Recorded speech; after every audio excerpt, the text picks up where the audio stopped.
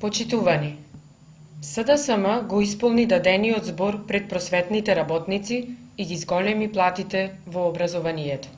Само за 2,5 години власт на СДСМ вработените во основното, средното, високото образование и во науката добија вкупно покачување на платите за скоро 21%.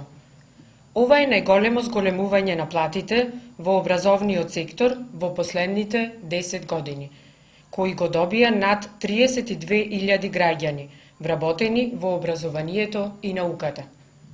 Од нив над 1000 се вработени во образовните институции во општина Прилеп, кои почнувајќи од 1 јануари годинава добиваат повисоки плати во просек за 4500 денари. Предходната влада, предводена од ВМРО ДПМНЕ, за 7 години ги зголеми платите во образованието за околу 800 денари, а ние за само 2,5 години обезбедивме просечно покачување за над 4500 денари. За разлика од минатите влади на ВМРО ДПМНЕ и нивните празни предизборни ветувања за покачување на платите, а кои после секои избори, наместо зголемени плати, воведуваа се построги механизми и казни за контрола на просветните работници, ние го реализираме дадениот збор и го мотивираме наставниот кадар.